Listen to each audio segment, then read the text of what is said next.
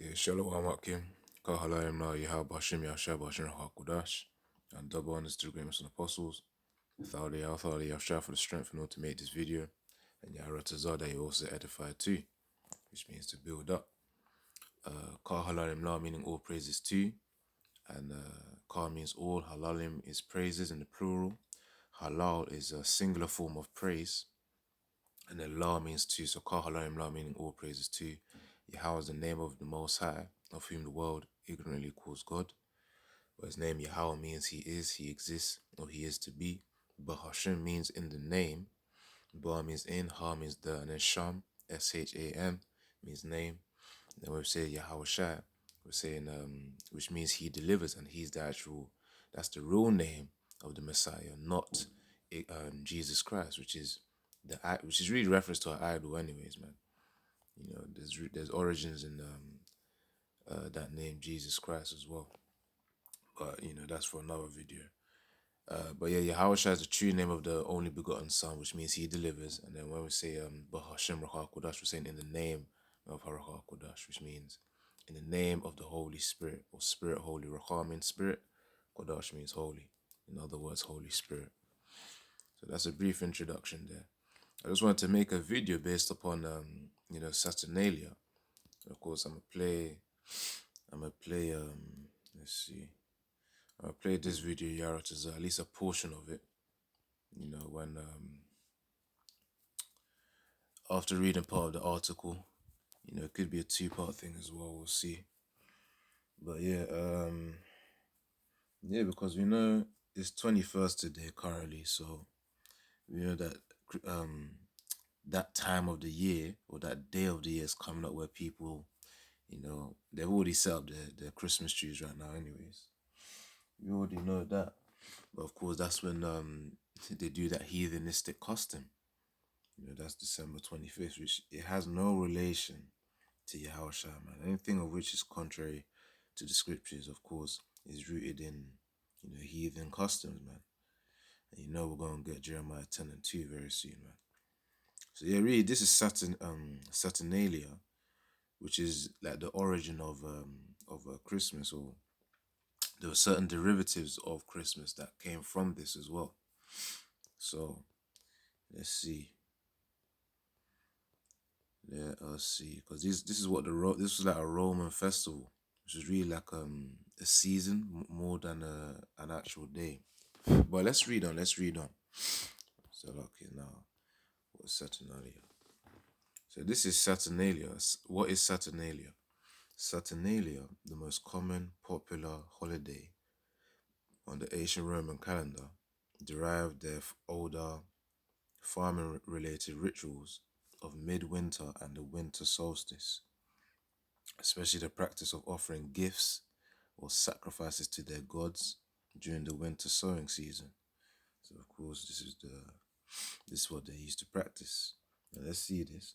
The pagan celebration of Saturn, the Roman god of agriculture and time, began as a single day, okay?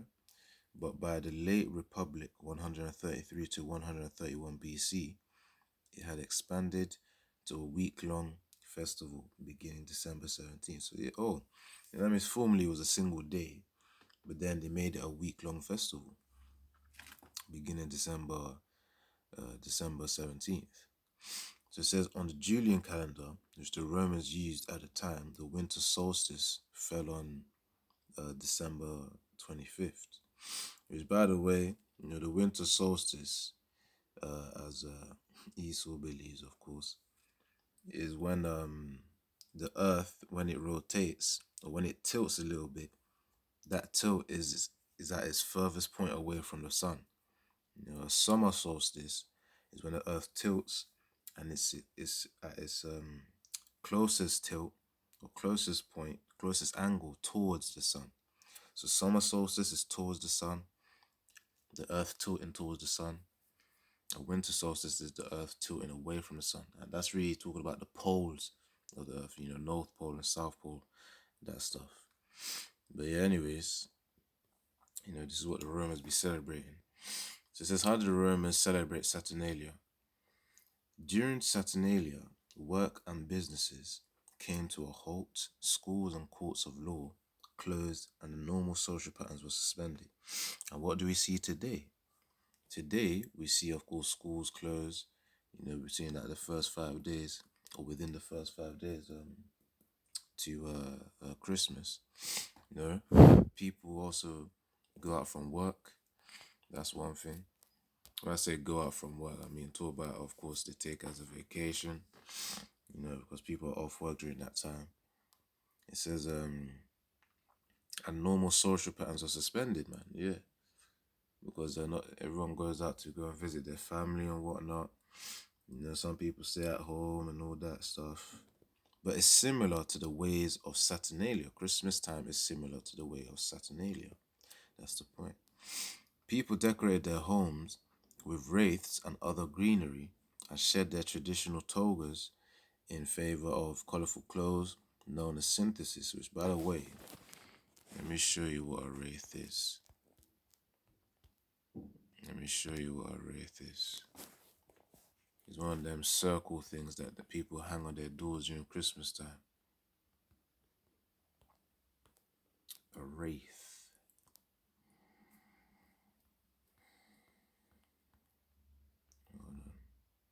Yeah, but yeah, as you can see here, what people hang on their doors during Christmas time, and that circular thing, that's what a wreath is. So let's get back to the article. People decorate their homes with wreaths and other greenery. You got a Christmas tree, and I think they call it mistletoe and whatnot. Some other stuff too. And shed their traditional togas in favor of colorful clothes known as synthesis. Even enslaved people did not work during Saturnalia, but were allowed to participate in the festivities. In some cases, they sat at the head of the table while their masters served them. Well, that's comedic. But either way, though, even of today as well, the workers of society, they also are allowed to take their breaks. But even though, despite that, they're still given an option to work upon that Christmas day, man, of whom they say they're suspended. Because, of course, society requires them to work as well. That's why there's always extra pay that day. But anyway, it says even enslaved people did not have to work during Saturnalia, but were allowed to participate in the festivities. In some cases, they sat at the head of the table while their masters served them, like a little flipper reward.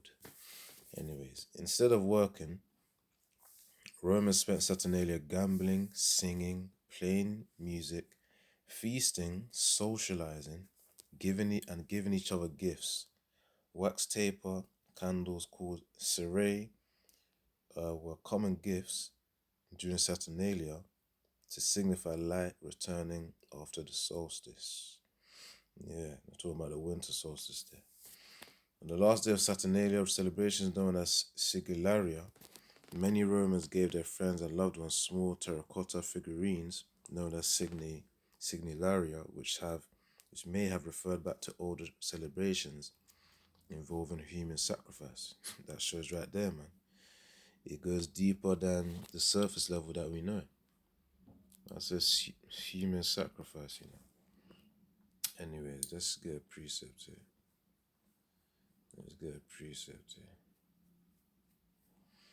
So this is Jeremiah. You bros already know what I'm about to get. Jeremiah 10, verse 2.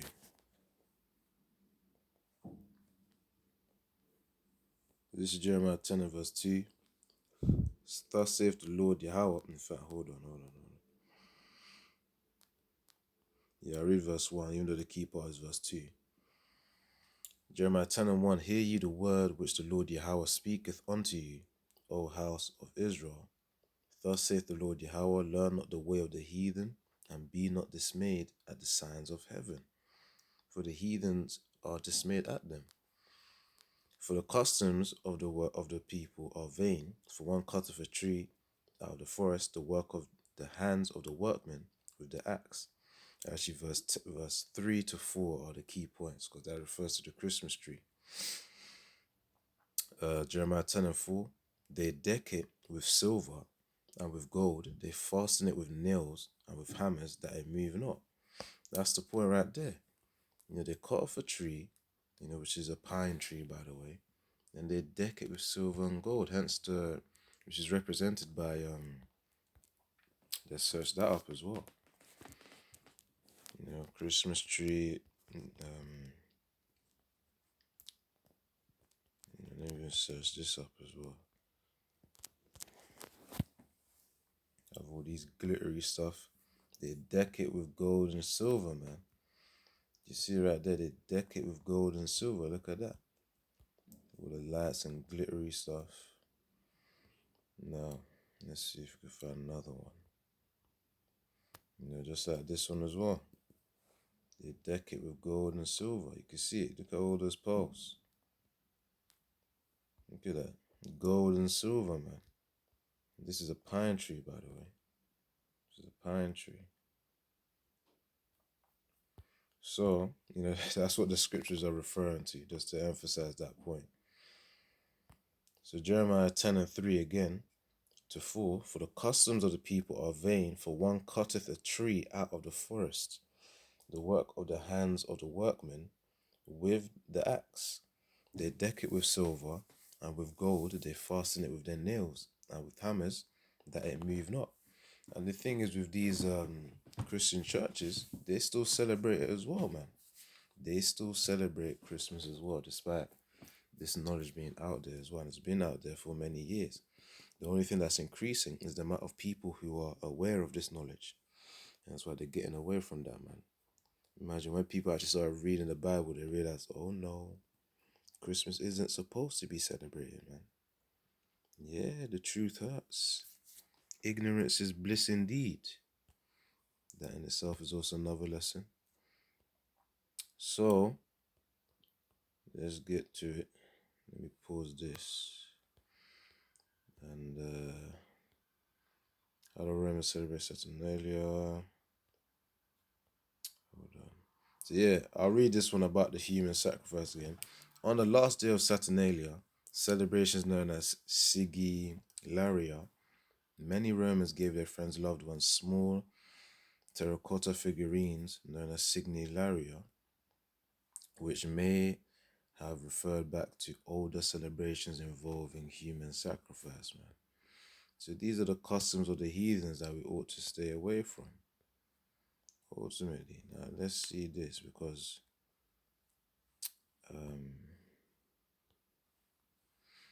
the ways of the heathens are really foolishness in the Most High, because they follow the wisdom of the world and whatnot, the knowledge of the world. But that's really foolishness to Yahweh Hashem Yahshai, because he gave us the laws and commandments for a reason, to separate us from all this nonsense that they're into. So,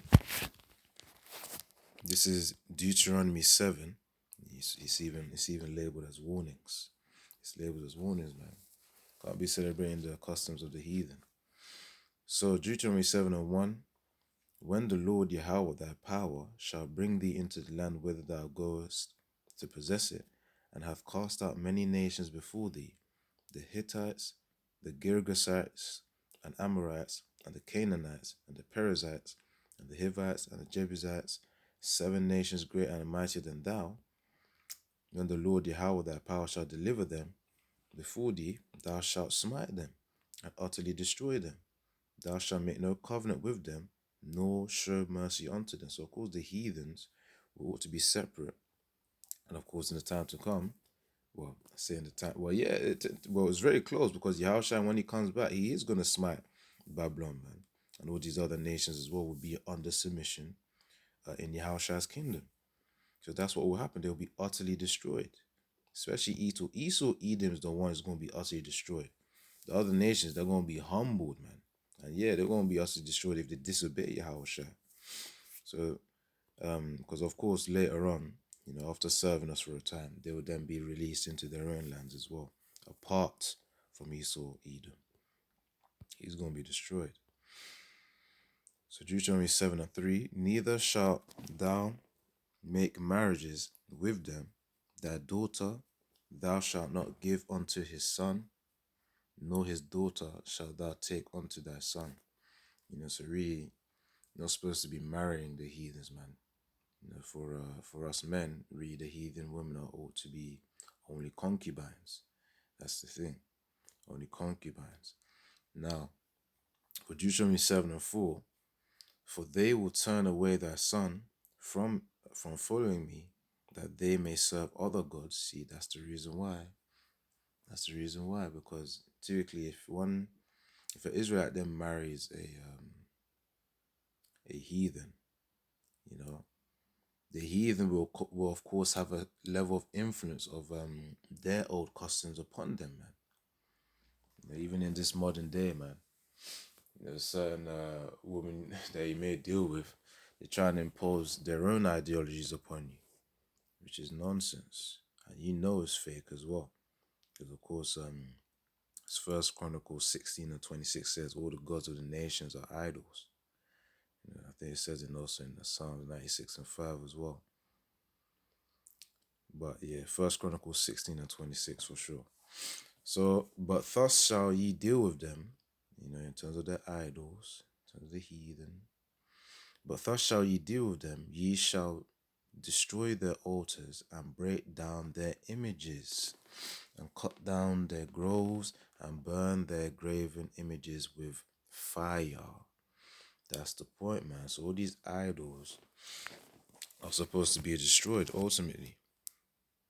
Ultimately, these things which are being set up, Saturnalia, which is just like the origin of Christmas, certain practices are also implemented there. That's what's supposed to be destroyed, man. But of course, Israel's still in that dead state, and we're still yet in this day in our captivity. So it's not as if we can flip him, overthrow the city or something.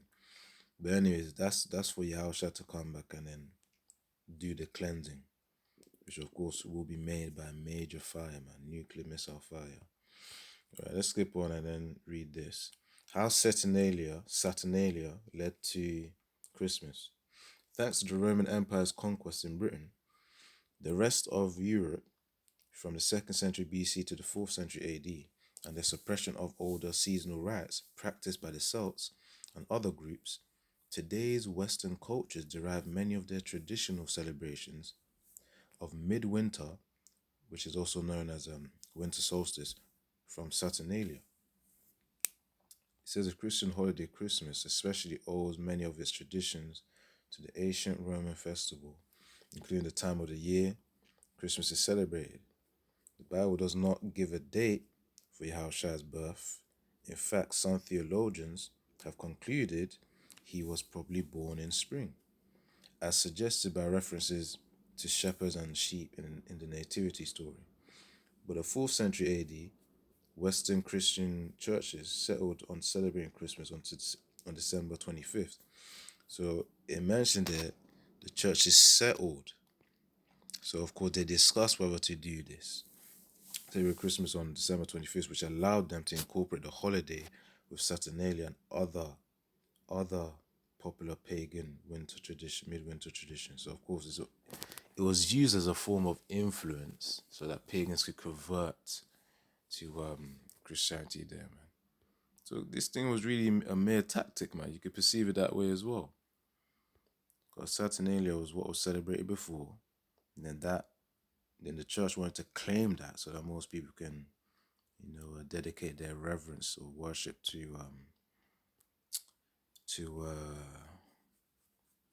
them, really, because since they constructed it as well. That's what it says. And yeah, as it said there, the birth had nothing related. That date, it says the Bible does not give a date for Yahushua's birth. It doesn't give a date for his birth, and neither does the Bible mention for us to celebrate birthdays either. We're not supposed to do that, because that goes into self-worship anyways, man. Just acknowledge your age, okay, cool. It's a mere tracker, but you don't celebrate it. No. So, and burn their graven images with fire, for thou art a holy people unto the Lord Yahweh thy power. And the Lord Yahweh thy power hath chosen thee to be special people unto himself. Hence why we're separate above all people that are upon the face of the earth. The Lord Yahweh did not set his love upon you, nor choose you, because ye were more in number than any people, but ye were fewest of all the people, of all people. So of course we're special and we ought to have our separate ways. Rightfully so, man. The heathens, let them do their heathenry and paganism. And it says other popular pagan midwinter traditions were also incorporated into the so-called Christmas holiday. Now let's look up the definition of pagan, because that goes into ways of which are contrary to Yahweh Shem Yahshua. Which again, that's why I say heathen and pagan really go hand in hand.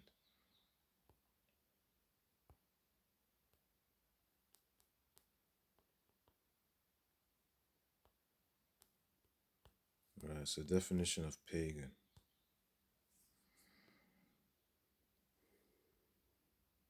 Hold on. Pagan. Yeah, pagan. A person holding religious beliefs other than those of the main or recognized religions. It says, especially in historical context, it says in the second definition, holding or constituting religious beliefs other than those of the main or recognized religions, which really that pertains only to Israel, though. Anything of which holds religious beliefs, so-called religious beliefs, philosophical beliefs, other than that of preached in the scriptures, that is really a pagan belief, man. Because it's contrary unto the ways of Israel. Right, now let's see this. Let's see if there's a bit more. We're gonna do a part 2 so that I can get into the video as well. Let's see.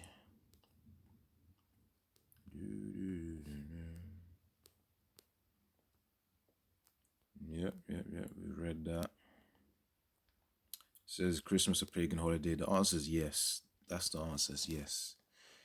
For those of you who can spiritually discern things, you already know. It's simple, because if you ain't of the scriptures, of course it's a pagan holiday. We just read the definition. Anything that's contrary to the main religions, which really it should say anything that's contrary to the doctrine of Israel. The real Israelites, you so-called Negroes, Latinos, and Native American Indians, as well as a speckled bird out there, who look like who look like heathens, but are actually Israelites by lineage. Pagans and Christians coexisted, though not always happily, during this period, and this likely represented an effort to convince the remaining pagan Romans to accept Christianity as Rome's official religion. So of course they used Christmas as a tactic, man, to get people to into Christianity, basically.